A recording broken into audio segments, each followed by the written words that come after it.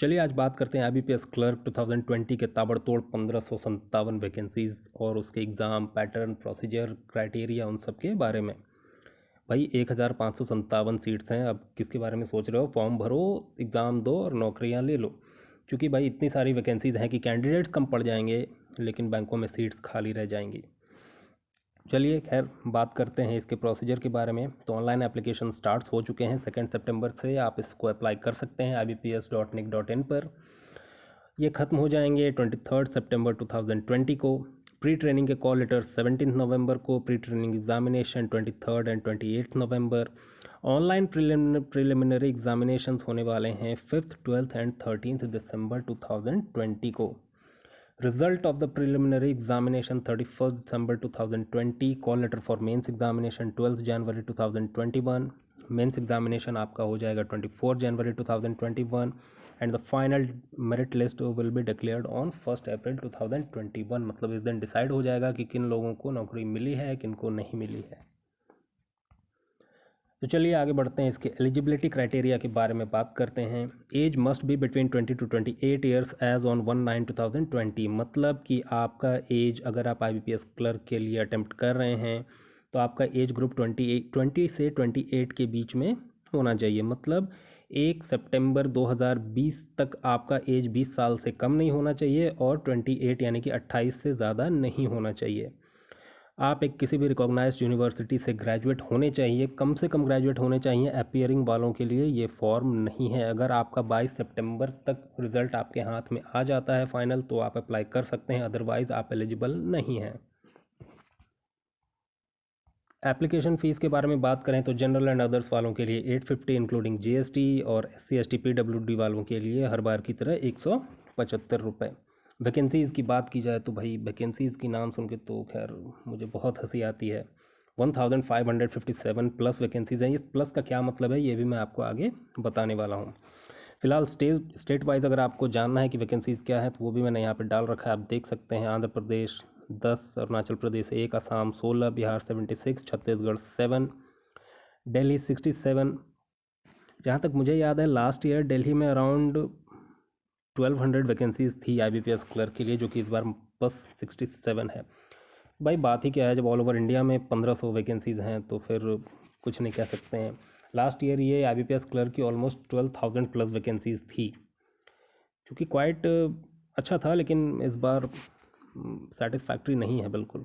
खैर आगे बढ़ते हैं। गुजरात 119, हरियाणा 35, हिमाचल प्रदेश 40, जम्मू कश्मीर 5, झारखंड 55।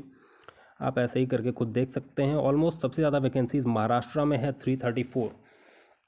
लेकिन भैया एक बात आप ये समझ लें कि अगर आपको किसी स्टेट में ज़्यादा वैकेंसीज मिल रही हैं और आप वहाँ से अप्लाई कर दोगे, आपका एप्लीकेशन तो ले लिया जाएगा, लेकिन अगर आप किसी अदर स्टेट से अप्लाई कर रहे हो तो सारे क्वालिफिकेशन प्रोसेस के बाद आपको एक LET से गुजरना पड़ेगा, that is the language efficiency test.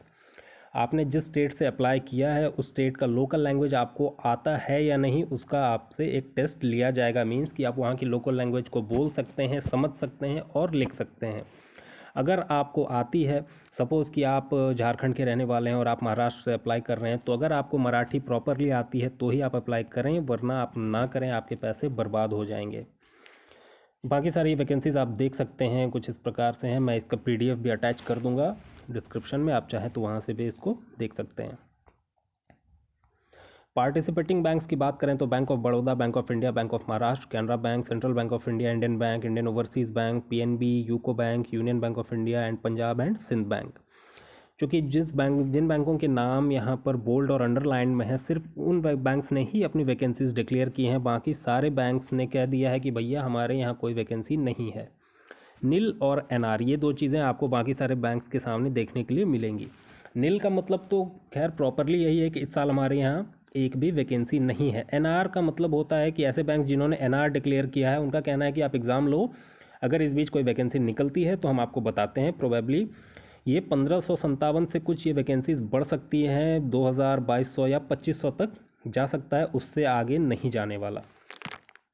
तो जैसा कि आप देख रहे हैं, बैंक ऑफ इंडिया में 663 वैकेंसीज हैं, बैंक ऑफ महाराष्ट्र में 200, UCO Bank 470, Punjab and Sindh Bank में 224।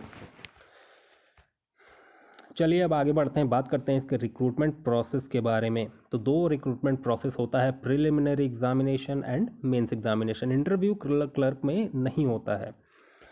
तो प्रिलिमिनरी की बात करें तो इसमें 3 सेक्शंस होते हैं क्वेश्चंस के, English, numerical ability that means कि मैथ्स एंड द रीजनिंग। इसके टोटल 100 क्वेश्चंस होते हैं जिसके लिए आपको 1 घंटे का टाइम मिलेगा।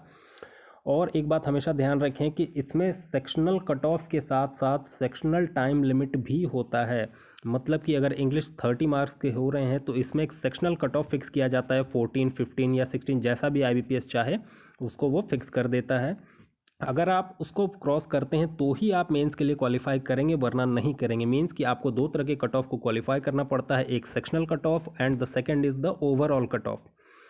और इसमें एक टाइम लिमिट भी होता है कि इंग्लिश के लिए आपको 20 मिनट्स दिए जाएंगे, मैथ्स के लिए आपको 30 मिनट्स, रीजनिंग के लिए कुछ अलग टाइम दिया जाएगा। और इस टाइम लिमिट में आप सेक्शन को स्किप नहीं कर सकते हैं। मीन्स कि अगर आप इंग्लिश में हैं तो जब तक उसका टाइम स्लॉट अगर वो 20 मिनट का है, अगर जब तक वो ख़त्म नहीं हो जाता आप इंग्लिश को स्विच करके मैथ्स में या रीजनिंग में नहीं जा सकते हैं।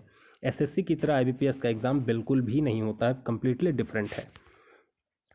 अगर आप प्रीलिम्स क्वालिफाई कर लेते हैं तो फिर आपको मेंस एग्ज़ाम के लिए बुलाया जाएगा और उसका एग्ज़ाम पैटर्न कुछ इस प्रकार का होता है। उसमें एक चीज़ ऐड किया जाता है, कंप्यूटर एप्टीट्यूड और फाइनेंशियल अवेयरनेस।